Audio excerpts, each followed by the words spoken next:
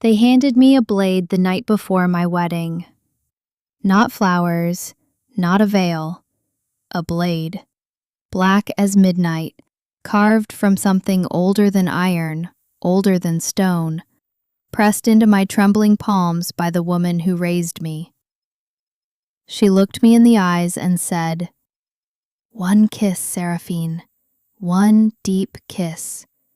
The poison will do the rest. You won't even have to watch him die." I was 18. I was terrified, and I was already half in love with the monster I was supposed to murder. His name was Aldric Voss, king of the Nocturne Court, ruler of every shadow between the mountains and the sea, the most feared creature alive. And in less than 24 hours, he would be my husband.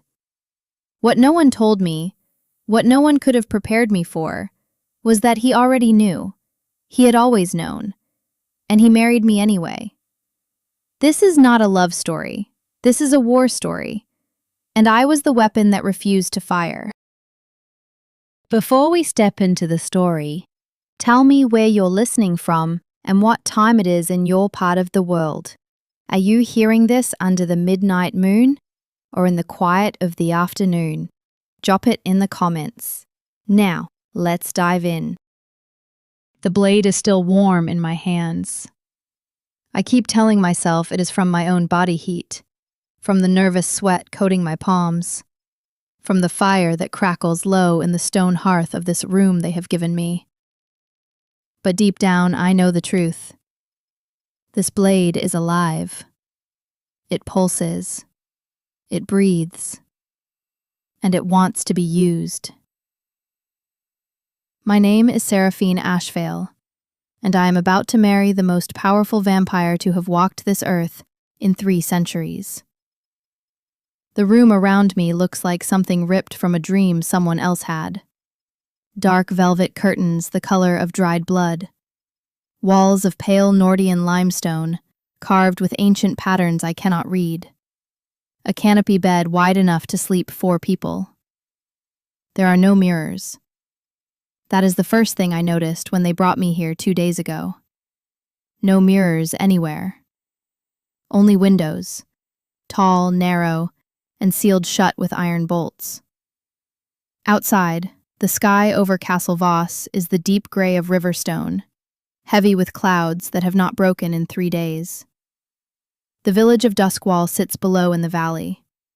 I can see the smoke curling from its chimneys, smell the distant bite of burning pine. Ordinary people down there. People who do not know what lives above them in this mountain fortress. My wedding dress hangs on the back of the door. It is extraordinary. Cream silk with a corset of black lace, the kind of gown that costs more than most people earn in a lifetime. I hate it. Not because it is ugly, because wearing it means I have already agreed to this. To all of it. My mother's voice fills my head again, the way it has every hour for the last week. The Order has been waiting 300 years for this, Seraphine. You are the only one who can get close enough. You are the only one who carries the bloodline that makes you immune to his compulsion. You are the only one he will accept as a bride. You will do this. You will smile. You will say the words. And when he closes his eyes on the wedding night, you will press that blade to his chest and push. I said yes. Of course I said yes. I had been trained for this since I was 7 years old. I had grown up in the Ashvale compound, surrounded by hunters, women with hard eyes and harder hearts, women who had lost sisters and daughters and mothers to the Nocturne Court. My Aunt Veratis had lost her hand to one of Aldric's generals. My cousin Marette had gone north to infiltrate his court 4 years ago and never come back. I said yes because I had no other choice. That is what I keep telling myself. The door opens without a knock. She is one of his handmaidens, pale as chalk, with hair the color of a winter forest, and eyes that catch the firelight in a way human eyes do not. She carries a tray of food I will not eat, because I have learned not to eat anything they bring me. She sets it down, looks at me with a small, careful expression, and says nothing. I say nothing either. She is almost at the door again when she pauses. Just a half second. Just long enough for me to notice. You should eat, she says softly. The ceremony is long. You will need your strength. She says it like she means something else entirely. After she leaves, I sit on the edge of that massive bed and I hold the blade between my knees, hidden under the layers of my robe, and I try to remember every reason I am here. My mother's face, Moret's empty chair at the table, all the names carved into the stone wall of the Ashvale Hall, every hunter the Nocturne Court has taken. I try to remember all of it, but all I can think about is last night. Last night, when they walked me through the castle to show me my new home, Aldric Voss met us in the great corridor. He was taller than I expected. Not a monster's tall, not a villain's tall, but the tall of a man who has never needed to shrink himself for anyone. He wore black. Of course he wore black. But his eyes, I did not expect his eyes. They were amber, warm amber, like the inside of a lantern, like the last light before a fire goes out. He looked at me for exactly 3 seconds. Then he said very quietly, "Welcome to your home, Seraphine. I hope it becomes one." Not my home. My home, as if it already belonged to me. I had trained 11 years for that moment. I knew exactly what to say, exactly how to smile, exactly how to make a vampire king believe he had won something precious. But standing there in that corridor, looking up into those impossible amber eyes, I forgot every word. I forgot everything except the thought that crashed through me like cold water. He does not look like a monster. And that is the most terrifying thing I have ever felt. Because my mother warned me about this. She warned me that he would be beautiful, that he would feel safe, that his voice would sound like something you had been waiting your whole life to hear. She told me it would all be a lie. She told me to remember the blade.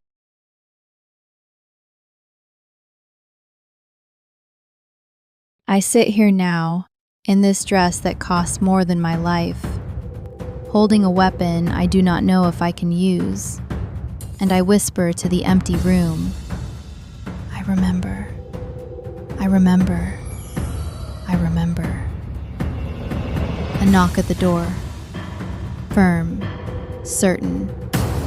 Not a handmaiden's knock. His knock. My heart seizes in my chest. He is not supposed to see me before the ceremony.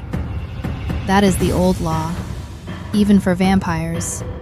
Even in a castle built on blood, the king does not see his bride before she walks to him. And yet here he is. I press the blade flat against my thigh, beneath the robe, and I call out, "Come in." The door opens. Aldric Voss steps inside. He is dressed for the wedding already, all dark, severe, beautiful. And there is something in his face that I cannot name. Not desire, not possession. Something older than both of those things. He looks at me for a long moment. Then he says 6 words that shatter everything I thought I knew. I know why you are here. Chapter 2. How It Began. 6 weeks earlier, I had never seen snow. I grew up in the river city of Talvek, where winters were wet and gray, but never white. A city of narrow merchant streets, of muddy canals, of boat bells at all hours of the night. I knew every shadow and shortcut in Talvek. I knew which bakers left bread outside at dawn, and which dock workers asked too many questions. I was quick and small and completely invisible in a crowd, which made me excellent at the one thing I had been trained to do: survive. The Ashvale Order has existed for 300 years. We do not advertise ourselves. We do not announce ourselves. We are women, mostly, daughters and granddaughters of women who survived the Nocturne Court's early massacres, when Aldric's grandfather, Corvus, first built his empire across the Northern Territories and decided that human towns were his larders. The Order hunts. We neutralize. We protect. We do not fall in love with our targets. That rule had never needed to be said out loud before. It was assumed. It was obvious. It was as natural a truth as the sun rising in the east. Until me. But I am getting ahead of myself. 6 weeks ago, I was sitting in the compound's training yard, running blade drills in the cold morning air, when my mother called me inside. Her name is Seraphine Ashvale, the Order's High Commander, a woman with silver-streaked hair and eyes the color of slate, who has never in my memory said the words, "I am proud of you." She speaks in missions, in strategies, in calculated outcomes. "Sit down," she said. I sat. She laid a folder on the table between us. Inside, a photograph, a map, and a single sheet of handwritten notes. The photograph was of him, Aldric Voss, caught in a rare public appearance, standing on the steps of some government building in the northern capital. Even in a photograph, even in bad light, he was startling. I stared longer than I should have. "He is calling for a bride," my mother said. "He has not taken a consort in over a century. We do not know why now. We do not care why now. What we know is this: the invitation has been extended to certain bloodlines across the territories, and the Ashvale bloodline is among them." I looked up from the photograph. Why us? Our bloodline carries a genetic marker, a recessive trait that surfaced 4 generations back. It makes us partially resistant to vampire compulsion. He cannot simply look into our eyes and bend our will. He is aware of this trait. He finds it, she paused, appealing. The word sat between us like something unwanted. "He wants someone he cannot control," I said slowly. "He wants the appearance of a choice, of a true consort, not a puppet." My mother's jaw tightened. "We intend to give him exactly that. You will go in as Seraphine Ashvale, distant kin, not connected to the Order. Your cover story is already built. You will court the invitation. You will be selected. And you will complete the mission." I looked at the blade she slid across the table next. Black metal, carved with old script. The poison already embedded in its edge, slow-acting, designed specifically for vampiric physiology. 1 cut, or 1 kiss, if I added the vial of liquid she set beside it. "There will be no recovery from it," she said. "He will not suffer long. And it will look natural, like a heart event. The court will be destabilized. The Nocturne Empire will fracture. Thousands of people in the Northern Territories will be free." Thousands of people. I picked up the blade. "What if something goes wrong?" I asked. My mother looked at me with those flat slate eyes and said, "Nothing will go wrong. You are the best we have, Seraphine." It was the closest she had ever come to saying she was proud of me. So I went. I traveled north in a merchant's caravan, playing the role of a young noblewoman seeking opportunity at the Nocturne Court. I wore dresses I had never worn before. I practiced smiling in ways that felt foreign to my face. I rehearsed my cover story until it felt more real than my own past. And when the caravan crested the final mountain pass, and I saw Castle Voss for the first time, vast and dark against the white winter sky, every tower lit with blue-black flame, I felt something unexpected bloom in my chest. Not fear, awe. It was the most beautiful thing I had ever seen, and I hated myself for thinking so. The selection process lasted 2 weeks. 12 young women from various bloodlines, all brought to the castle, all assessed in ways both obvious and hidden. Dinners with the court's senior members, walks through the castle grounds in the biting cold, subtle tests of temperament and intelligence and will. I passed every test with the precision of someone who had trained for 11 years. I saw Aldric twice during those 2 weeks, both times from across a room. Both times he did not look at the other women, he looked at me. On the 14th day, his court advisor, a thin vampire named Oswald with a mouth like a knife cut, came to my room and told me I had been chosen. He said the king was pleased. He said the wedding would be in 6 days. He said, as he was leaving, almost as an afterthought, "The king asked me to tell you something. He said, she can relax. She has already won."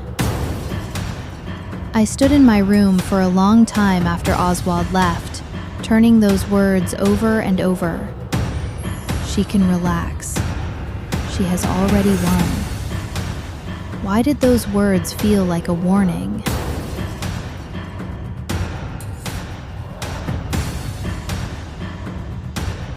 "3 days after my mother left, someone inside this castle tried to kill me.